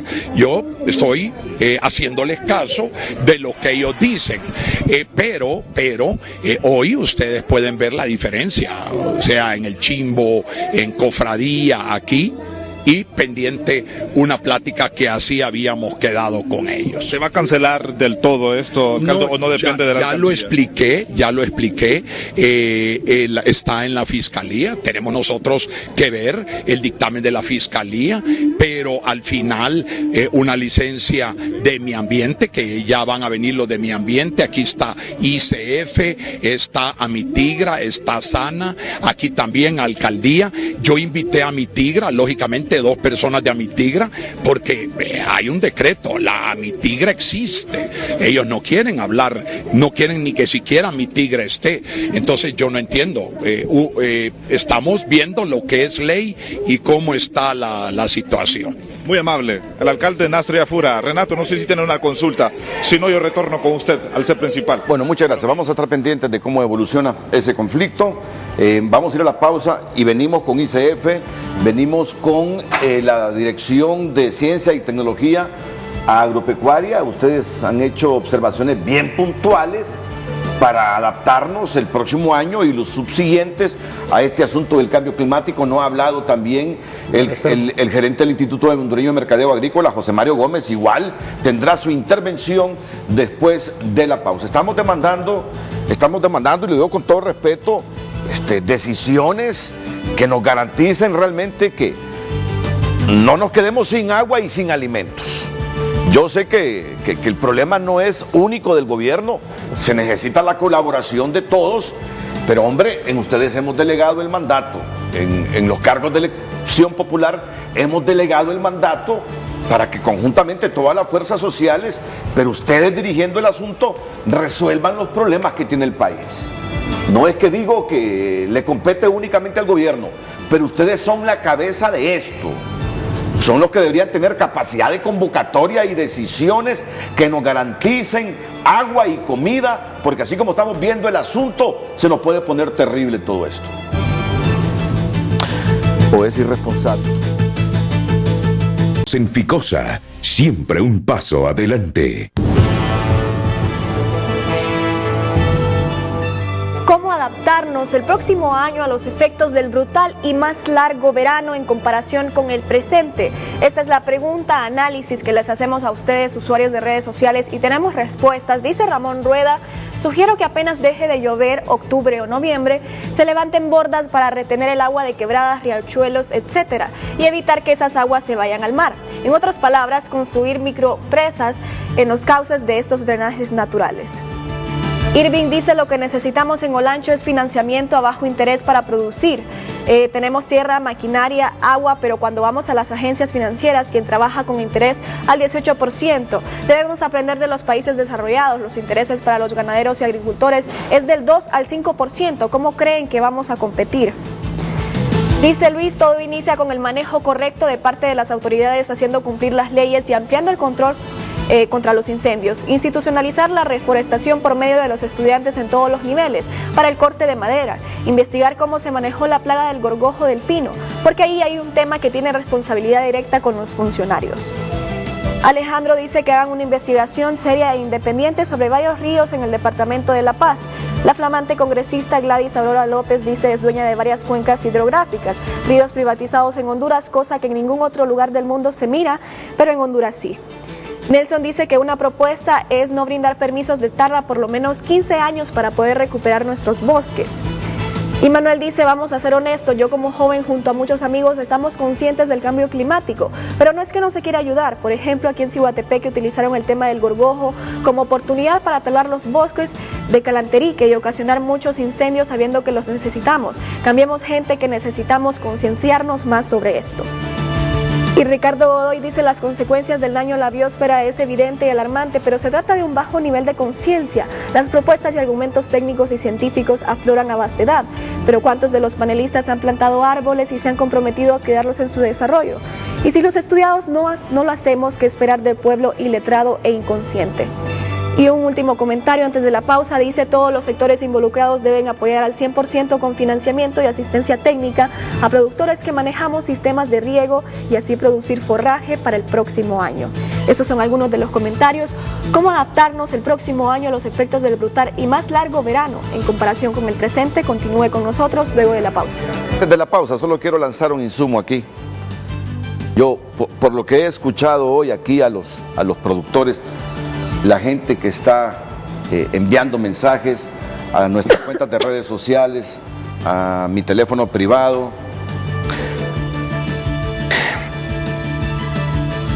Y debo decirlo, más allá de los asuntos político-electorales, hay profunda insatisfacción en el pueblo por la manera como el gobierno está abordando este problema del cambio climático y de la agricultura. Aquí hemos dicho, y en eso sí hemos sido respetuosos, que el problema no solo es del gobierno, si son unos 9 millones de habitantes, pero es la cabeza. Se les delegó no solo construir políticas públicas, sino ejecutarlas con el conjunto de las fuerzas sociales. Pero lo que yo percibo es que hay profunda insatisfacción como el gobierno está abordando este tema de la agricultura, de la producción de nuestra comida y del cambio climático como tal. Yo escucho mucho discurso público, pero siento que en el fondo no están haciendo lo suficiente para que nos adaptemos al cambio climático.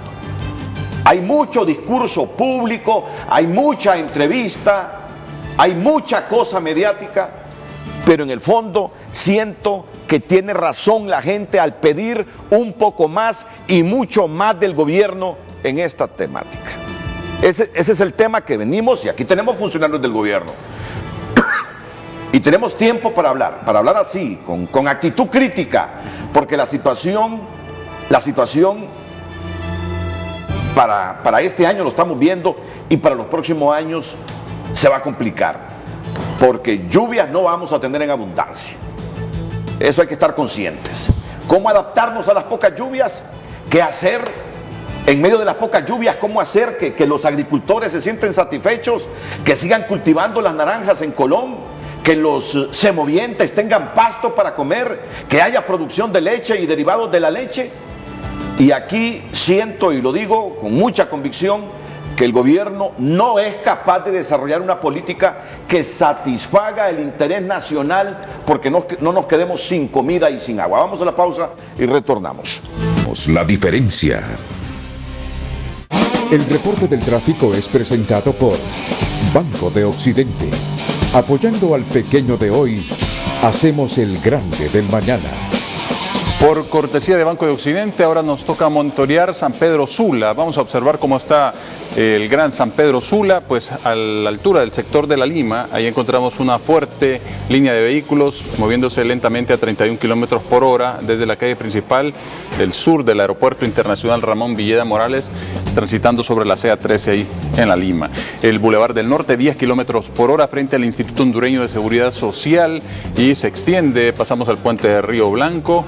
Mire, el congestionamiento es hasta el Boulevard, en el Boulevard del Norte, hasta conectar con la carretera El Zapotal. También tenemos rojos intensos sobre la CA13, siempre en el Boulevard del Este. Y para conectar con el Monumento a la Madre, que hay una rotonda, hay que utilizar bien esas rotondas. Usted no lleva la vía, no puede entrar así intempestivamente, tiene que hacerlo con mucha precaución. Y tenemos una imagen también de Tegucigalpa a esta hora de la mañana. Observamos una línea de vehículos moviéndose muy lentamente, aquí exactamente en el Boulevard Morazán frente al Centro Comercial Los Castaños. Tegucigalpa y San Pedro Sula vistos con tecnología de punta y por cortesía de Banco de Occidente, sus plataformas electrónicas. Solicite la mejor plataforma electrónica y realice sus transacciones de forma fácil, rápido y seguro con Occidente en línea y Occidente móvil de Banco de Occidente. Apoyando al pequeño de hoy, hacemos el grande del mañana. El reporte del tráfico fue presentado por Banco de Occidente. Apoyando al pequeño de hoy, hacemos el grande del mañana.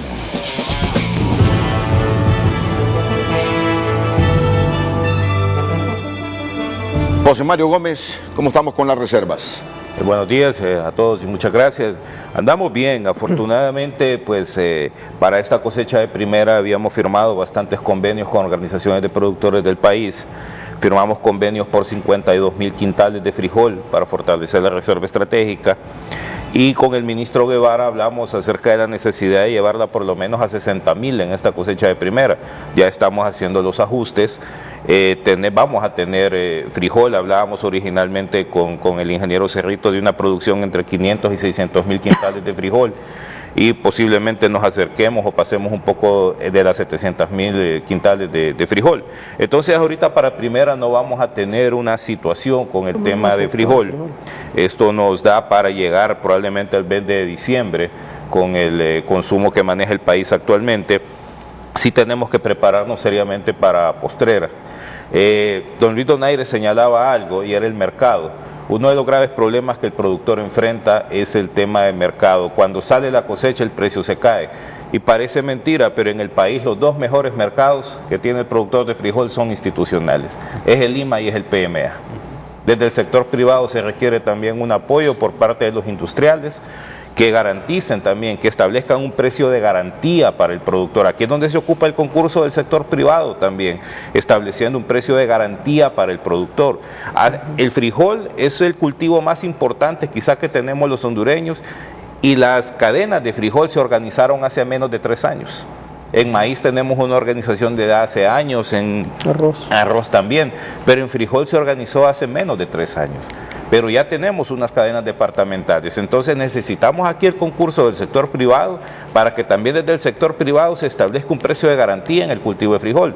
En el tema de maíz ya no se trata de garantizar solo o negociar solo precios, hay que negociar volúmenes también de compra, y es más, hay que darle mayor importancia al tema de volúmenes de compra, porque ¿qué pasa desde el sector industrial? De pronto se enfoca la negociación en un precio, pero los volúmenes de compra de pronto no se modifican, entonces hay que volver más, hay que comprar más al productor.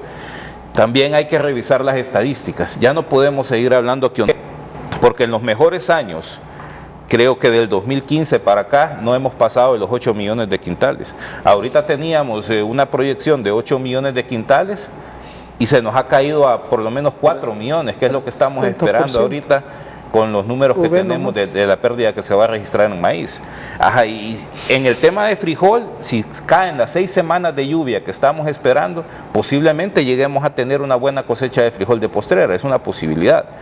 Pero si no caen esas 6 semanas de lluvia en el tema de frijol, vamos a enfrentar una situación donde de pronto vamos a tener que empezar a hablar de importación. ¿Cómo podemos manejar la importación? Bueno, la podríamos manejar a través del Estado directamente o como hacen en El Salvador, manejarla a través de los industriales, y donde los industriales establezcan una reserva estratégica, el Estado garantiza un precio por ella, y esta reserva estratégica se mantiene por unos 6 meses, y el IMA se queda comprándole siempre a los productores que saquen de postrera, porque aunque tengamos una situación en postrera, frijol siempre se va a producir, y los productores van a necesitar de un IMA que les esté comprando ese grano. En todo caso, si hablamos de importaciones, deberíamos empezar a hablar de importaciones incluso desde el sector privado, y donde establezcamos de pronto una reserva estratégica que sea manejada por estos, y el Estado de pronto les reconozca un valor por mantener ese frijol durante 6 meses, que es el tiempo máximo que deberíamos estar almacenando frijol.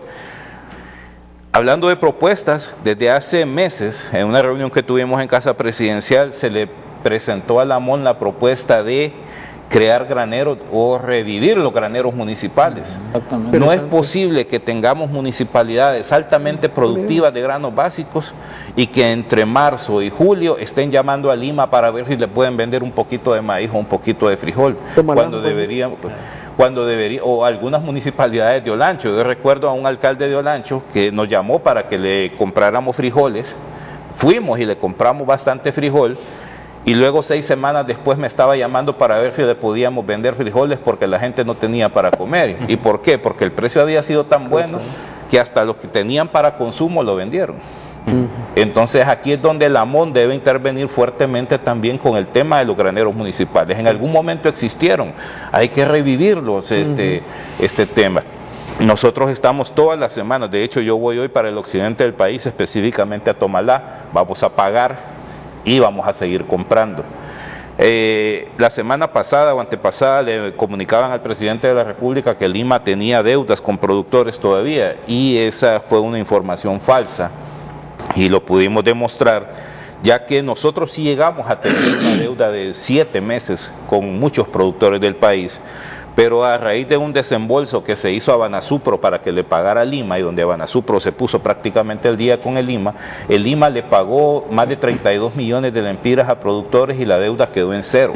Y hoy día se está pagando a los productores entre 3 y 5 días hábiles máximo, es decir, una semana. Nosotros, por ejemplo, compramos un frijol la semana pasada en Tomalá, lo estamos pagando esta semana. Compramos un frijol en Lloro la semana pasada, lo estamos comprando esta semana, ya que debido a una negociación que hicimos con el PMA, hemos podido llegar a captar 53 millones de lempiras para la compra de esta cosecha de primera. La semana pasada sostuvimos una reunión con la comunidad internacional donde el presidente les hizo una petición en el sentido de colaboración, no solo económica, también técnica, para adaptarnos mejor a este tema. Pero también el presidente hacía una especie de reclamo en el sentido de que Honduras en muchos aspectos con este tema del cambio climático, Honduras es víctima también de lo que sucede en países altamente industrializados. Eso no nos exime de tomar las medidas que debamos adaptar. Por ejemplo, hay un tema, es con las cosechas. Por ejemplo, hace 4 años todavía, en julio nosotros teníamos frijol saliendo del Negrito Lloro, por ejemplo, que era uno de los lugares que primero sacaba frijol. Hoy este frijol del Negrito Lloro de julio ha pasado a finales de agosto y principios de septiembre. El año pasado esperábamos la cosecha de postrera entre noviembre y diciembre, y la tuvimos entre enero y febrero. En febrero salió el grueso del frijol más bien que fue a parar al mercado.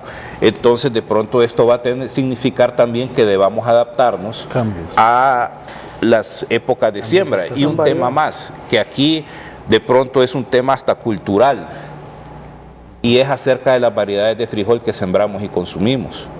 De pronto, yo siempre he dicho que el consumidor hondureño es hasta cierto punto gourmet, que nos gusta el frijol rosado, el frijol rojito, de caldito espeso, de caldito claro, pero no son las variedades más precoces ni tampoco son las que ofrecen los mejores rendimientos. De pronto tenemos el frijol negro o tenemos variedades de frijol tinto que ofrecen mejores rendimientos, a veces hasta de 5 quintales por manzana, y que son más precoces, o sea, las tenemos en un menor tiempo y por tanto consumimos menos agua. Pero debe haber un cambio en el consumidor también, en el sentido de comprar esas variedades que al productor le ofrezcan más rendimiento, y también comprar esas variedades que consuman menos agua. Aquí debe haber una promoción por parte de nosotros como Estado, pero también de las organizaciones de productores. Debe haber una promoción en el sentido de vender la idea al consumidor de que consumamos aquellas variedades de granos básicos que nos consuman menos agua y que le ofrezcan un mayor rendimiento al productor, porque así gana más. Bueno, de eso se trata, de eso se trata. Eso es tecnología resiliente. De crear certidumbre. Es decir, si ya sabemos que va a llover pocos, ser capaces de determinar qué haremos con esa lluvia, cómo vamos a aprovechar esa lluvia, qué nos conviene. De eso se trata, de crear certidumbre. Le planteaban al señor ministro director del ICF usted le planteaba sobre los bosques hace algunos minutos. Sí. Que prohibiéramos el corte de madera en este momento y que vayamos creando todo un mecanismo para tratar de reducir al mínimo los incendios forestales el próximo año.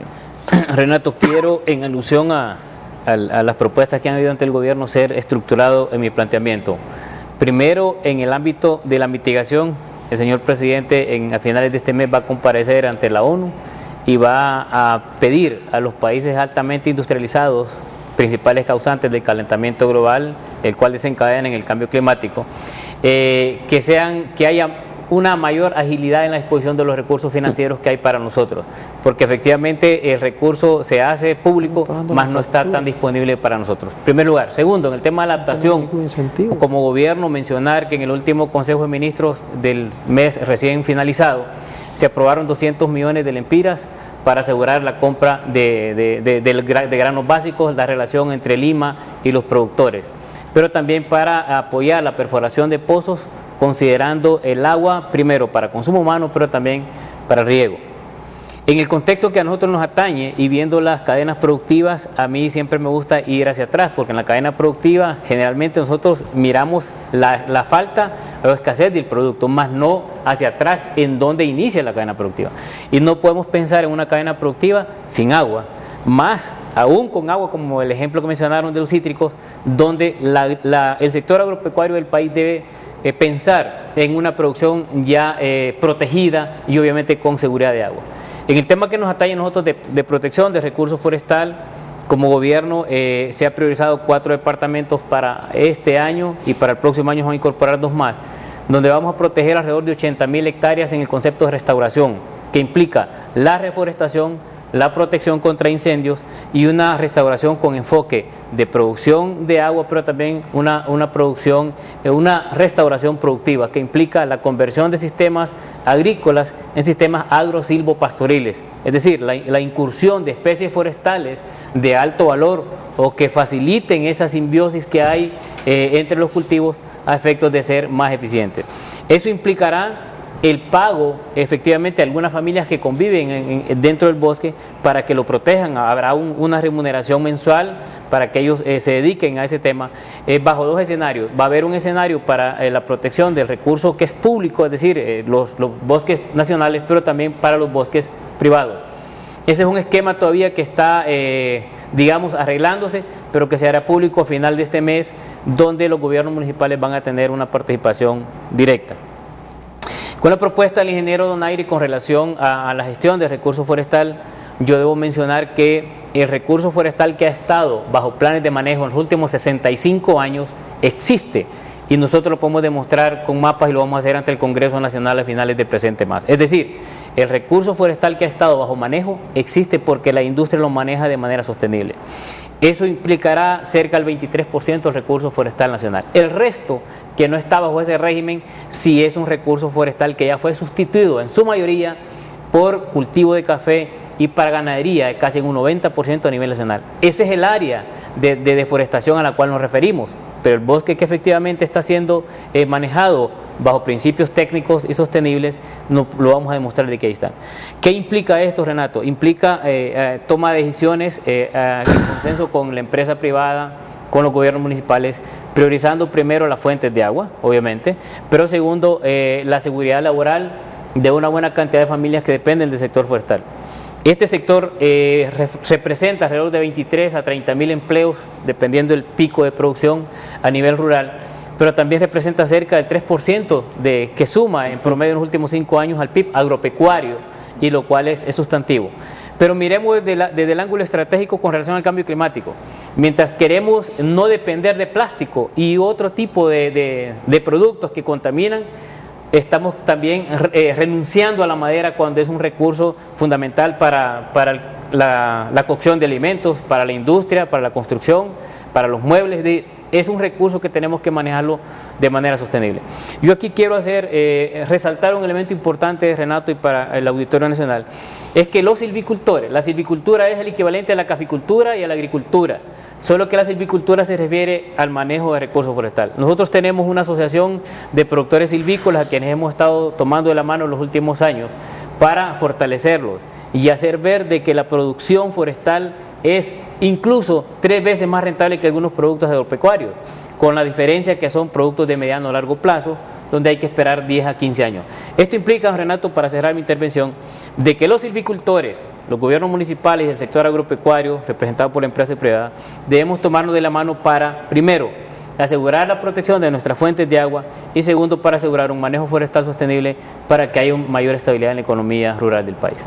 Y deseamos que haya un plan capaz de reducir en buen porcentaje los incendios forestales del próximo año, que ya este pedazo de tierra que es Honduras ya no soporta. Claro. ¿Qué conclusiones sacan de todo esto? ¿Es suficiente lo que se plantea, Edgardo? ¿O hay que darle un jaloncito de oreja en su conjunto al gobierno para que le dé celeridad a ciertas políticas en función de adaptarnos a esta situación que nos plantea el clima y evitar que el país caiga en la anarquía, que ni tiene agua ni tiene alimentos? Bueno, mire, nosotros hemos estado trabajando de la mano con algunas instituciones, por ejemplo, con Banprovi logramos colocar 60 millones en este tema de ensilaje. Creo que Banprovi lo está haciendo muy bien. La Secretaría de Agricultura y Ganadería lo está haciendo. ¿Sabe cuál es el mayor problema, Renato, en este tema? Son los fondos, son los recursos. Ahí habría que ver qué está pensando el Congreso Nacional. Si el Congreso Nacional realmente se va a involucrar en el tema o va a continuar la agenda que han tenido, o realmente va a poner a finanzas a decir, bueno, vamos a poner esta disponibilidad para ciertos recursos. Si miramos el impacto que mencionaba el ingeniero Cerrito de 2.000 millones solo en la pérdida de maíz, no hemos cuantificado ganadería, no hemos cuantificado, no sabemos el impacto que va a representar en café, ¿verdad? Palma africana, o sea, todo ese conjunto de cosas que encierra un gran porcentaje del PIB, y si no tomamos algo hoy y nos va a agarrar el 2020 y no presupuestamos realmente el otro año la emergencia, porque lo que están diciendo es que el otro año la sequía va a ser 2 veces la que tenemos ahora. Y el presupuesto general de la República está ahorita. O sea, finanzas el otro año va a decir que no tiene recursos para este tema. Entonces, ahí tiene que haber una discusión bastante amplia. ¿Qué vamos a hacer con la reserva de granos? ¿Qué vamos a hacer con los bonos que se den? ¿Dónde se van a zonificar? O sea, todo ese conjunto de cosas, creo que falta un poquito más de claridad meridiana y hay que hacerle un llamado al Congreso Nacional para que realmente se involucre en el tema. O sea, ver de qué manera tratamos de que el otro año no vayan a faltar los recursos, porque la situación va a ser bastante grave. Vamos a la pausa comercial. ¿Tiene reflexiones sobre esto? Me dicen que hay 3 ministros del gobierno en la línea telefónica, pero aparte del Congreso, el llamado al Ejecutivo, que tiene que aprender a racionalizar los gastos, a priorizar dónde debe enfocar los recursos, Ricardo. Entiendo que es lo que estás diciendo. Habría que ver, porque también el grave problema es que se nos cayeron la recaudación, el ingreso. Bueno, o sea, estamos en una situación bastante difícil que necesita consenso de la sociedad hondureña en todos los aspectos. Aquí, si nos ponemos el otro año, que vamos a entrar a un tema político, nos empezamos a buscar culpables, que Dios nos agarre confesado en 2021. El asunto es que tú necesitas agua y comida para el próximo año. Es eso. Y eso en función de eso debemos priorizar el presupuesto. En base a eso hay que priorizar. No necesitamos barcos, si no necesitamos nada que no sea agua y comida, pues sacrifiquemos lo que no es agua y comida. Vamos a la pausa, retornamos con Luis Donaire y también con el ingeniero Cerritos.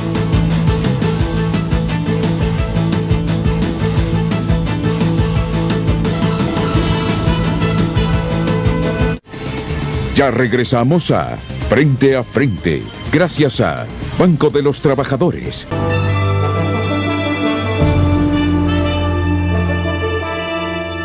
Mira, vamos con Nehemías Martínez, productor agrícola del Valle de Jamastrán. Nehemías, gracias por llamarnos. Solo le pedimos así un brevedad porque ya estamos casi al término del programa. Adelante, Nehemías. Sí, gracias, Renato. Yo sé que esta situación es compleja, pero nosotros somos los que estamos en el Valle. Queda invitado, vamos a planificar otro programa para esta semana o a inicios de la próxima, Nehemías, para que esté aquí con nosotros reflexionando sobre los desafíos que tenemos los hondureños. ¿Me escucha, Nehemías? Ok, correcto, gracias, Renato. Ok. Mire, y el Estado hondureño tiene... ¿Sí lo escucho? Adelante. Ok.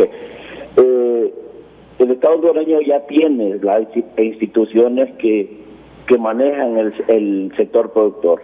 Tiene a Lima, tiene a Banadesa, tiene a Lina, tiene al ICF. Lo que pasa es que nosotros, Renato, no comenzamos a desmontar el aparato productivo desde 1992, cuando se abolió la extensión agrícola y la investigación agrícola. Nosotros producíamos las semillas que nosotros sembrábamos. Hoy dependemos de las semillas criollas, ese 20%, porque el 80% se ha perdido la producción. El 20% que está en las montañas son materiales vegetativos criollos, no son ni siquiera lo que se siembra abajo en el valle, el híbrido, el transgénico. No, señor, estamos dependiendo ahora de ese tipo de materiales. Antes teníamos a un ministro de Agricultura que estaba al frente de todas las instituciones del sector.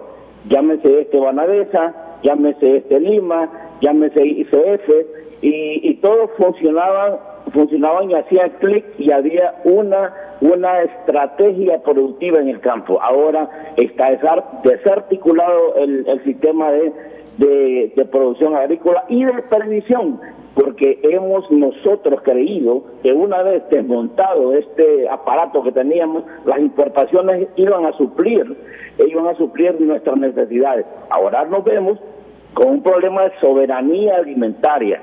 Las importaciones no las pueden vender ahorita. Estados Unidos tiene serios problemas en la producción también porque el impacto climático es planetario. Pueden vendernos ahorita, pero el otro año no nos van a vender los Estados Unidos el grano que nosotros necesitamos. Entonces necesitamos, por ejemplo, que Banadesa, que tiene 3 años de estar cerrado, que atienda al 70% de los pequeños productores, esté abierto a disposición de los productores de Honduras, pero ahí está cerrado. Entonces no hay un país en el mundo que tenga agricultura que no tenga su banco de desarrollo agrícola. Y nosotros estamos viendo el tema agrícola y ganadero como un tema de rentabilidad. No, señor, es que en este momento es soberanía alimentaria. En este momento vienen las importaciones, van a arreglar el problema de Tegucigalpa, San Pedro, Ceiba, etcétera, etcétera. Pero aquí en el valle, que no se produjo nada.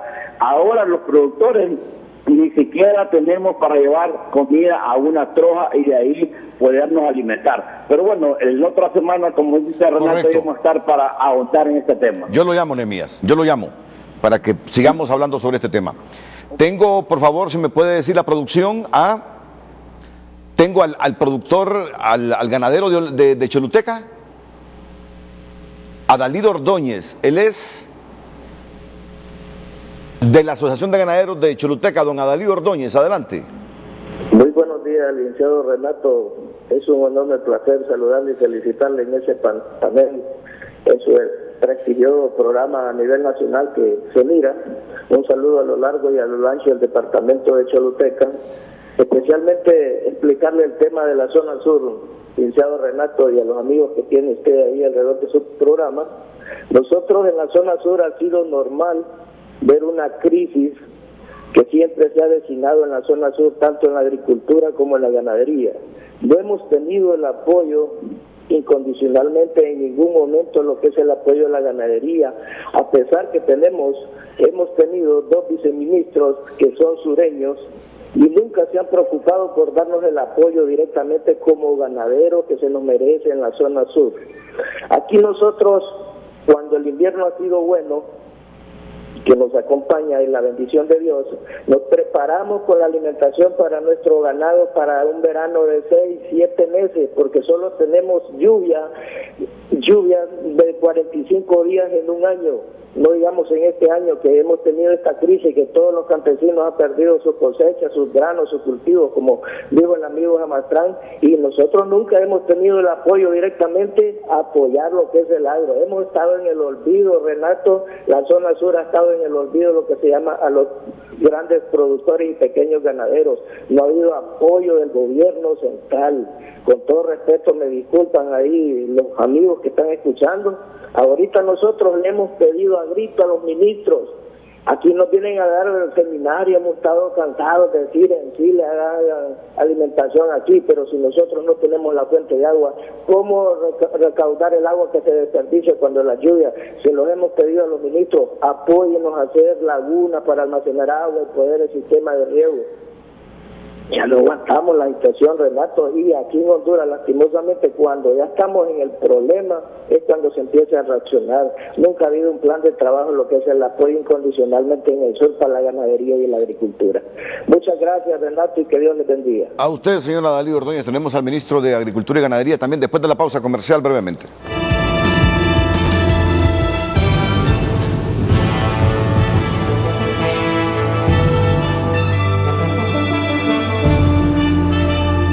Ya regresamos a Frente, gracias a Ban.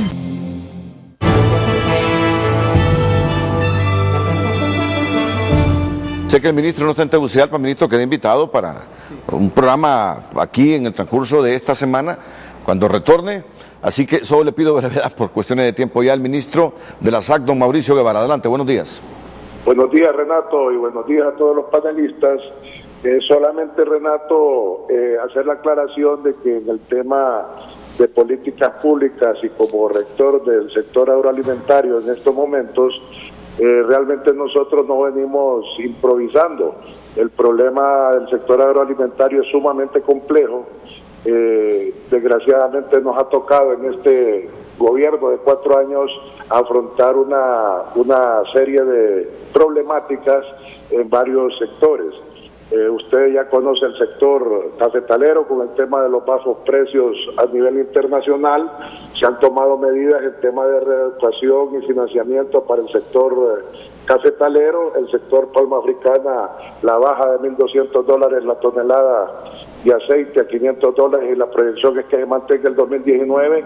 Se les ha atendido, también se les está dando la solución para la salida del tema financiero de reeducación y refinanciamiento, y obviamente el impacto que ha tenido esta sequía ha sido realmente dramático y estamos tomando cartas en el asunto. Por ejemplo, en el sector que hablaba Edgardo Leiva, el gobierno de la República ha puesto a la disposición de la empresa privada, buscando esos temas de financiamiento, de triangulaciones, para esos tipos de proyectos que ha puesto en la pantalla, del tema de ensilaje y de colocación de financiamiento a estos productores. Si usted hace un análisis de toda la problemática del sector, redunda en un punto específico, Renato, y el punto específico se llama financiamiento a bajas tasas de interés. Y aquí es donde entramos en la problemática que hemos venido tratando de enmarañar para lograr poner este financiamiento disponible a todo el sector agroalimentario, y es el tema de que la mayor parte de los productores de todos los sectores, aquí estamos aglutinando a todos, en el sector cítricos, por ejemplo, se dio la emergencia de White Long Bean, de HLB, y nosotros ahí estuvimos presentes para apoyar a los productores de cítricos. Pero al final el financiamiento, Renato, es un tema sumamente complejo debido a que la mayor parte de productores, podría atreverme a decirle, de un 75 a un 80% están con problemas en central de riesgo, y también sus garantías están metidas en la banca privada, igual que en Banadesa. Estamos ahorita formando, por instrucción del presidente y a iniciativa del presidente, una nueva modalidad de financiamiento que se va a llamar Se Emprende, donde ya estos temas de requisitos bancarios van a poder sortearse y poder poner al financiamiento a manos de todos estos montón de productores que están pasando por esta crisis y esta depresión en el tema agroalimentario. Muchas gracias, ministro Guevara. Ojalá que esté en Tegucigalpa mañana. Sé que anda en asuntos de trabajo fuera de la ciudad para que sigamos debatiendo este tema que es de fundamental importancia para Honduras. Los últimos consejos comerciales. Ahorros. Dice la producción que no tengo más tiempo. Si definieran una sola palabra. ¿Es una emergencia? Emergencia. Toma de decisión. Toma de decisiones.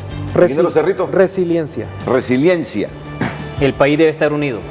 Unidad. Igualmente, adaptarnos a esta situación. Una segunda palabra. Siembra de frijol. Siembra de frijoles. Siembra de frijol, lo reitero. Para ahora, para la postrera. Para Sí, ahorita. necesitamos. Producción de maíz para ensilaje para el ganado. Silo. A todos, muchas gracias, buenos días. El tema es de fundamental importancia para el país, es nuestra comida, es garantizar tener agua y vamos a continuar con este tema hasta que todo mundo se pronuncie y el gobierno escuche, porque está bien lo que se ha hecho, pero que escuche lo que falta hacer, lo demás que resta hacer en el país para enfrentar y adaptarnos a esta situación del cambio climático.